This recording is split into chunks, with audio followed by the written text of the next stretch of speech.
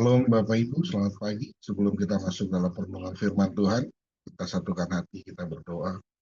Bapak, terima kasih buat nafas kehidupan yang kau berikan satu hari lagi buat kami di pagi hari ini. Kami boleh berkumpul dalam kegiatan KGP kami Tuhan.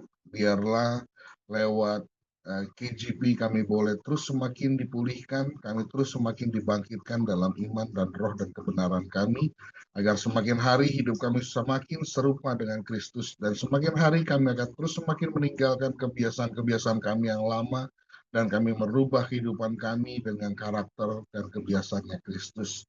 Terima kasih Bapak, urapi hamba yang akan menyampaikan firman-Mu. Biarlah apa yang keluar dari mulutku dan perkataanku adalah firman Tuhan semata-mata. Berkati dan jaga setiap jaringan yang kami gunakan, gadget yang kami gunakan, agar semuanya dijaga Roh Kudus, segala intimidasi iblis, kuasa dan roh-roh jahat yang ingin mengacaukan penyampaian pemberitaan firman dan kegiatan KGB ini, kami patahkan kuasanya dalam nama Tuhan Yesus. Terima kasih Bapak, terima kasih Tuhan, berikan kami hati seorang murid yang mau terus setia untuk mendengarkan kebenaran firman Tuhan. Dalam nama Yesus, haleluya, amin. Ya, Shalom Bapak Ibu, saudaraku yang dikasih dalam nama Tuhan Yesus. Pagi hari ini kita ketemu lagi dalam KGP di hari Sabtu, di mana masih tetap dalam konteks dan pemahaman kita tentang living selflessly, ya artinya kasih tanpa pamrih.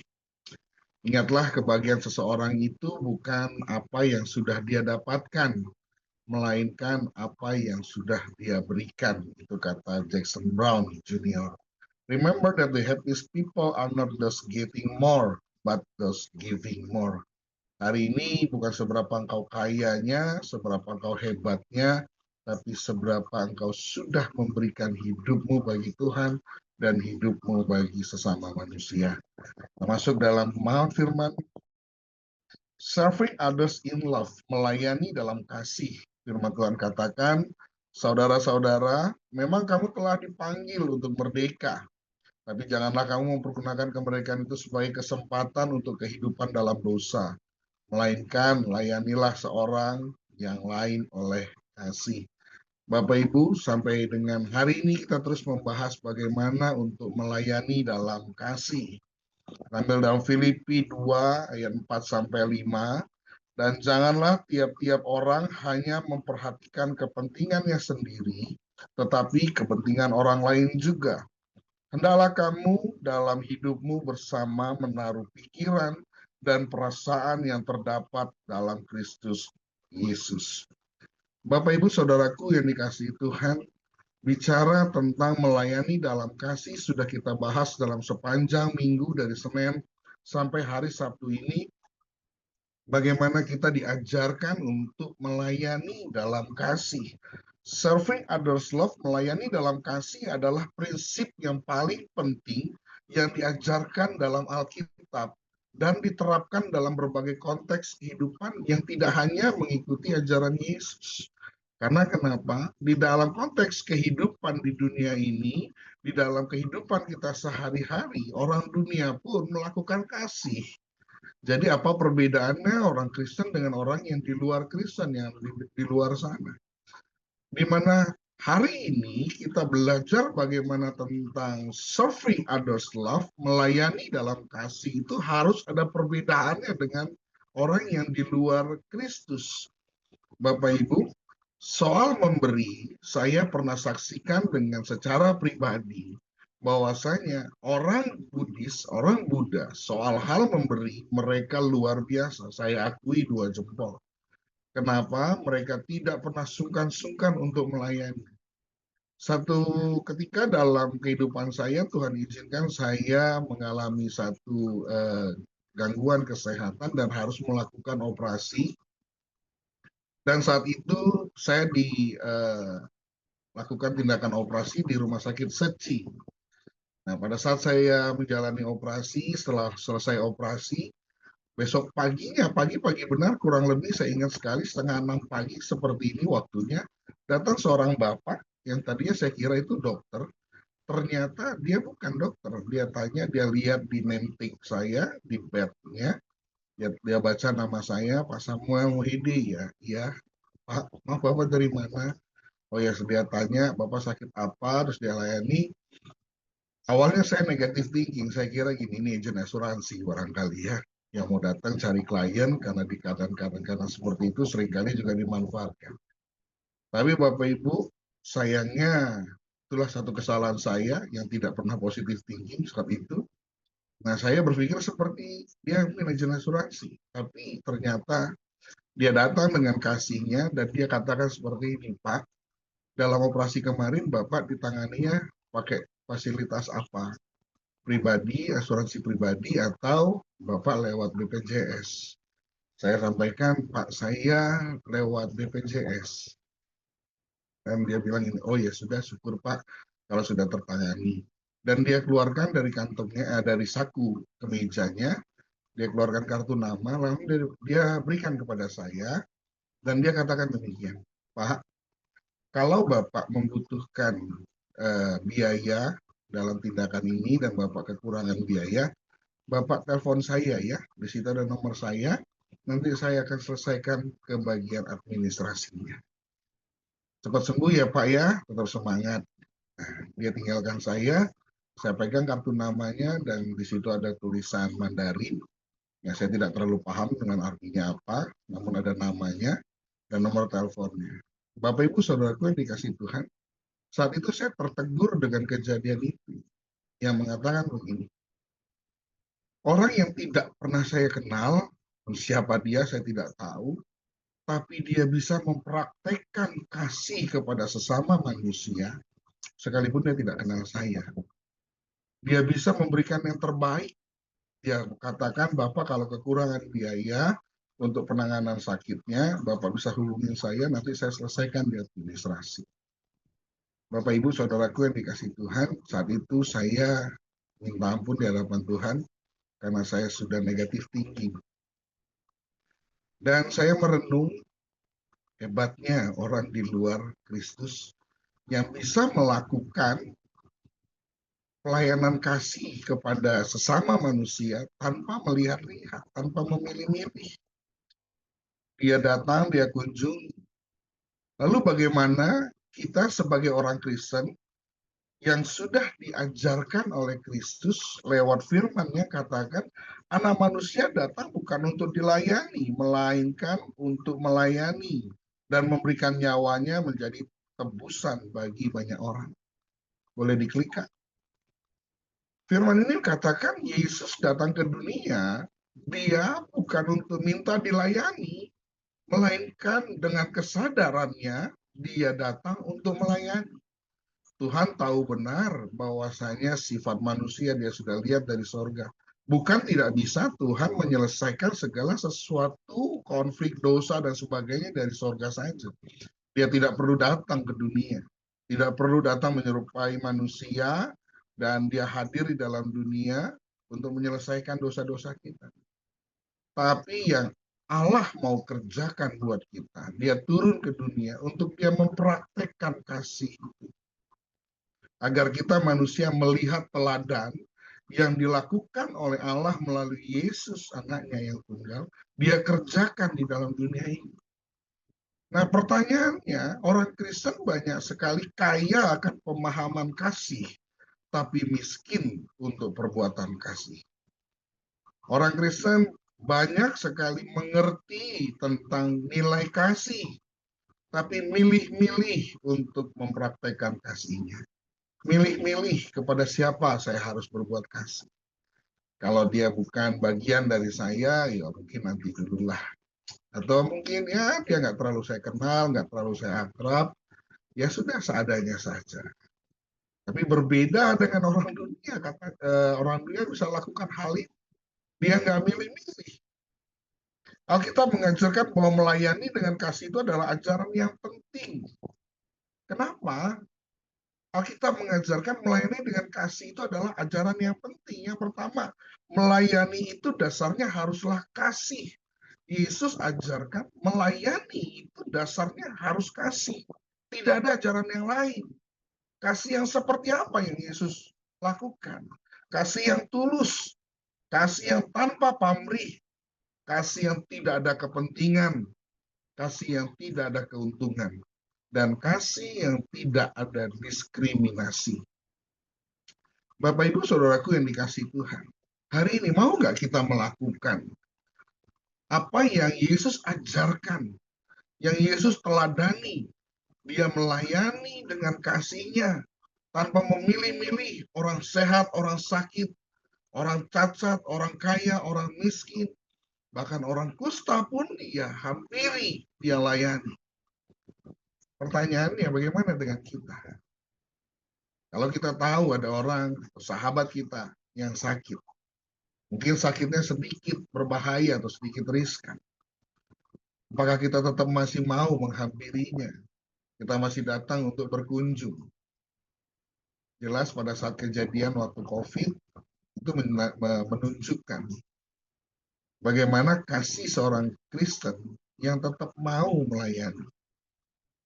Ada satu juga kesaksian dalam saya pada saat COVID, saya melayani teman saya COVID saat itu sampai ya sekalipun dia Tuhan izinkan tutup usia, tetapi buat saya itu adalah satu pelayanan saya yang buat saya sangat membuat saya terharu sampai saya harus mengantarkan dia ke dalam peristirahatan yang terakhir. Saya lihat bagaimana prosesi daripada dia terkena COVID dan saya hadapi.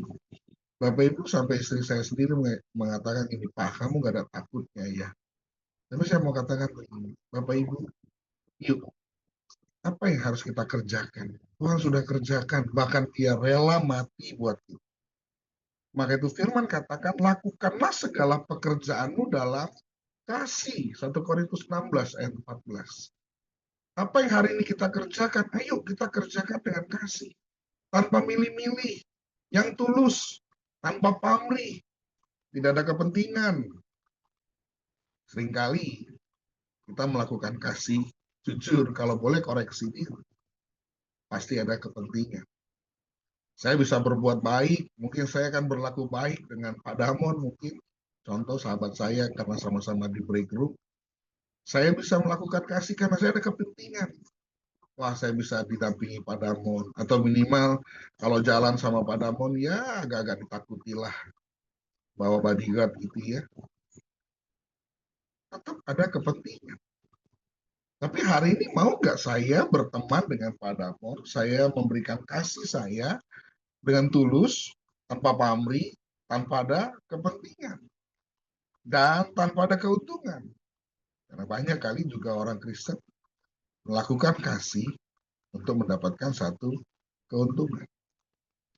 Bapak Ibu Saudaraku yang dikasih Tuhan, Yesus mengajarkan teladannya buat kita, dia tidak pernah memilih-milih. Dia tidak pernah diskriminasi untuk melayani manusia. Yuk, hari ini kita belajar.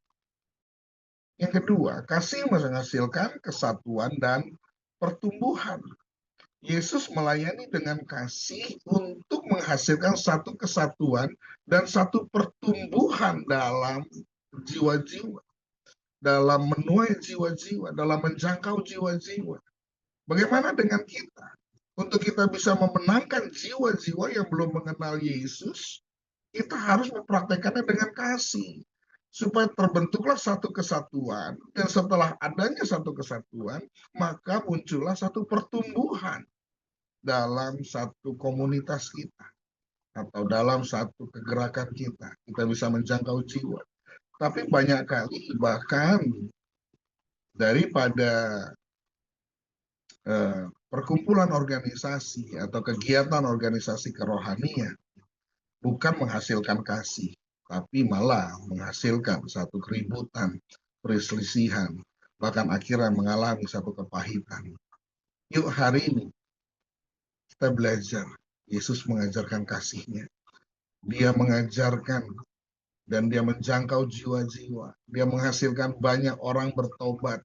Banyak orang terima Yesus. Banyak orang terima Tuhan sebagai Tuhan dan Juru Selamat. Lewat apa? Lewat karakternya. Lewat pola pikirnya. Lewat kehidupannya. Maka itu kasih itu memperkuat ikatan persaudaraan. Kasih membangun jemaat yang harmonis. Kasih menjadikan jemaat bertumbuh dalam iman. Seringkali dalam gereja kita tidak mempraktekkan ini. Kita pilih-pilih, kita buat kelompok-kelompok, kita buat satu kumpulan-kumpulan kecil. Yuk, hari ini kita bertobat dari hal itu. Kita harus berteman dengan siapapun. Kita harus memperkuat ikatan persaudaraan kita dalam tubuh Kristus, dalam jemaat kita. Hari ini saya mau belajar untuk mempraktekkan ini. Bagaimana saya mau membangun jemaat yang harmonis dengan tidak milih-milih latar belakangnya, status sosialnya, siapa dia, pekerjaannya, atau apapun dia. Saya hari ini mau belajar tentang hal ini. Supaya saya bisa menjadikan jemaat-jemaat yang Tuhan percayakan untuk saya layani hari ini. Menjadi jemaat yang bertumbuh dalam iman dan kerohanian. Hari ini, yuk kita sama-sama praktekkan. Kasih Yesus menghasilkan pertumbuhan. Melayani, dia menginjili 3 tahun. Banyak orang yang bertumbuh, banyak orang yang terima Tuhan. Hari ini, koreksi diri kita. Sudahkah lewat hidup kita menuai jiwa-jiwa atau membawa jiwa bagi Tuhan? Atau jangan-jangan lewat hidup kita banyak jiwa yang jadi murtad, banyak jiwa yang jadi hilang, banyak jiwa yang kepahitan. Yuk, hari ini kita belajar. Lewat serving others, kita belajar bagaimana kita bisa melayani dengan kasih. Serving others love mengajarkan bagaimana kita mempraktekannya dengan tulus, tanpa pamrih, tanpa hitung-hitungan. Supaya kita memperkuat ikatan persaudaraan kita. Semakin kita memberikan tanpa embel-embel, orang akan semakin melihat Kristus dalam hidup kita. Jangan nanti orang berpikir, Pak Samuel itu cuma mau baik sama orang yang punya uang aja. Atau Pak Samuel itu hanya mau bergaul dengan jemaat-jemaat yang kelihatannya lebih dengan kita, tidak. Hari ini saya mau praktekkan. Saya mau seperti Yesus yang dia terus melayani manusia sampai ke bottom level. Sampai level yang paling bawah. Dia layani. Dia praktekkan kasih itu. Firman katakan, layanilah seorang akan yang lain sesuai dengan karunia yang telah diperoleh tiap-tiap orang sebagai pengurus yang baik dari kasih karunia Allah. Yuk hari ini kita yang terlibat dalam pelayanan, KGC Jakarta, KGC Teluk Naga. Hari ini kita semua yang bertumbuh di dalam KG, yuk kita belajar melayani seorang akan yang lain. Bukan kita tidak memperhatikan kepentingan kita pribadi saja, tetapi kita buat satu keseimbangan dalam kehidupan kita.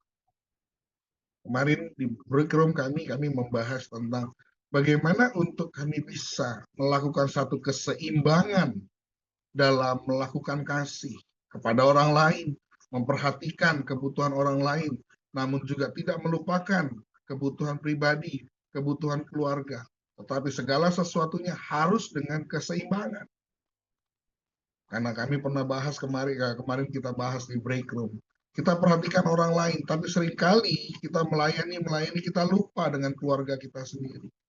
Seringkali kita lebih eksis dalam pelayanan, ya tadi mungkin ada kepentingan kah, mungkin ada satu keuntungan kah, dan sebagainya. Akhirnya kita lebih prioritaskan dan mengakibatkan keluarga kita akhirnya terabaikan. Hari ini kita buat satu kesatuan dan pertumbuhan yang balance, yang seimbang. Kita melayani keluarga kita dan kita melayani orang lain juga. Di saat waktunya kita harus melayani keluarga, kita melayani keluarga supaya memperkuat ikatan keluarga kita dan membangun jemaat. Jemaat artinya dalam bentuk yang paling kecil adalah jemaat di dalam keluarga kita, di mana kita membangun hubungan yang harmonis dengan keluarga kita dan kita membangun hubungan yang harmonis juga dengan jemaat yang lain di luar keluarga kita. Seringkali kita lebih memperhatikan orang lain, tapi seringkali kita juga lupa kepada istri dan anak-anak kita. Kemarin kami bahas dan saya bahas bagaimana caranya untuk kita, dan pemimpin kami katakan, Bang Togap katakan, buatlah satu keseimbangan. Yuk hari ini kita jadikan hidup kita itu dalam suatu keseimbangan. Yang ketiga, kasih itu mengubahkan. Jikalau kita mau meluangkan waktu untuk menolong. Bapak Ibu Saudaraku yang dikasih Tuhan, kasih itu bisa mengubah segala sesuatu yang tidak baik menjadi baik. Namun perlu diketahui, jika kita mau meluangkan waktu untuk menolong. Seringkali kasih itu tidak tersampaikan, kasih itu tidak terjadi. Karena kenapa? Karena kita nggak mau berikan waktu untuk kita menolong. Hari ini, seperti yang Yesus lakukan. Yesus hampiri wanita. Padahal kalau melihat dari firman yang tertulis, Yesus saat itu sedang letih-letihnya, sedang capek-capeknya dari pelayanan misi dia dari Galilea, dari Yudea. Dan hari itu dia ada di Samaria, di satu tempat yang namanya Sikar, di mana ada sumur Yakub di situ. Dia di situ. Bapak Ibu Saudaraku yang dikasih Tuhan, ini pemahaman saya secara pribadi. Yesus tahu wanita itu mengambil air itu jam 12 siang. Karena kebiasaan orang-orang Samaria itu mengambil air itu pagi hari. Tapi karena wanita ini hidup dalam satu kesalahan, dalam satu dosa, dia mungkin malu. Dan dia ambil airnya siang hari. Tapi Yesus mau memberikan waktunya. Sekalipun kalau baca dari firman-Nya, Yesus itu lagi letih-letihnya. Lagi capek-capeknya. Tapi dia mau memberikan waktunya untuk menolong seorang perempuan. Untuk menolong wanita yang hidupnya terbelenggu dengan dosa. Hari ini kita belajar, berikan waktu kita buat orang lain. Berikan hidup kita buat orang lain. Pak, Bu, banyak orang yang pengen melakukan kasihnya, tapi begitu terbentuk dengan waktu, iya, aku pengen sih nolong dia, tapi aduh, sorry, aku sibuk banget. Aduh, kegiatanku banyak banget, jadi akhirnya sampai aku nggak bisa besuk dia. Aku nggak bisa kunjungin dia, padahal aku pengen banget tuh doain buat dia. Pak, Bu, kasih itu butuh praktek. Kasih itu bukan lip service, tapi kasih itu adalah praktek kehidupan kita. Diawali dari mau nggak berikan waktu kita buat orang lain. Bapak Ibu Saudaraku yang dikasih Tuhan, hari ini saya mau belajar untuk mempraktekkan, memberikan waktu saya buat orang-orang yang saya layani. Saya mau memberikan waktu saya, perhatian saya buat mereka. Sekalipun seringkali saya merasa keletihan, kelelahan. Saya pulang kerja, saya harus melayani di gereja, di pelayanan kami, yang jaraknya cukup sangat jauh. Tapi dalam saat perjalanan saya berdoa, Tuhan, mampukan saya, kuatkan saya. Lelah, capek Tuhan. Tapi saya mau belajar. Tuhan, capekku tidak seberapa capeknya Yesus. Sakitku tidak seberapa sakitnya Yesus. Yesus jalan kaki. Saya nggak jalan kaki. Tuhan perlengkapi, Tuhan fasilitasi saya dengan kendaraan. Tuhan percayakan satu kendaraan buat saya. Tuhan fasilitasi segala sesuatunya. Yesus melayani nggak pakai AC dalam mobilnya. Bahkan dia nggak punya mobil, dia jalan kaki. Tapi masihkah kamu Samuel Mohede bersungut-sungut untuk mempraktekkan kasih, sementara kamu sudah saya berikan fasilitas. Sementara kamu sudah saya percayakan harta. Kamu tinggal jalani, kamu tinggal lakukan. Kamu masih mau mengeluh capek. Pak, yuk, hari ini kita belajar bertobat. Seringkali kita tidak mempraktekkan kasih karena kita membatasi waktu kita. Nantilah. Nanti ya kalau lagi senggang, nanti ya kalau aku punya waktu, aku ke sana, kita sharing. Mau nggak kita hari ini? Begitu saat kita mendengar seseorang, sahabat, teman, jemaat, siapapun dia, butuh pertolongan. Hari itu juga kita mau melakukannya. Tetapi barang siapa minum air yang akan kuberikan kepadanya, ia tidak akan haus untuk selama-lamanya. Air itu adalah air hidup yang mengalir ke dalam hidup yang kekal. Hari ini, mau nggak kita berikan air hidup itu? Kasih Yesus itu kepada setiap orang, tanpa ada kepentingan, tanpa ada pamrih, tanpa ada keuntungan, tanpa ada diskriminasi. Yang kedua, kasih itu dapat mengubah jika kita memiliki rasa empati dan kepedulian.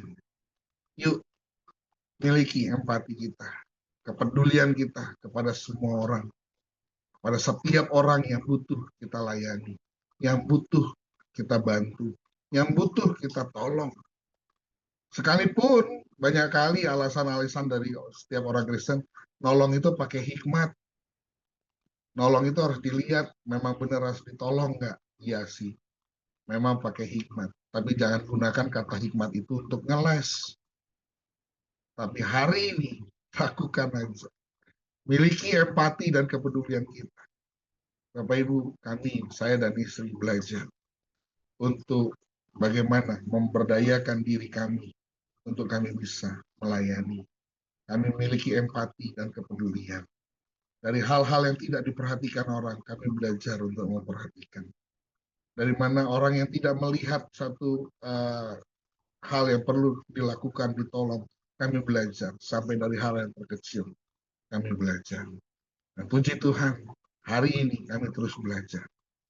Ya, secara pribadi saya apresiasi buat istri saya. Yang lewat pelayanan, dia mau cuci kamar mandi buat setiap jemaat.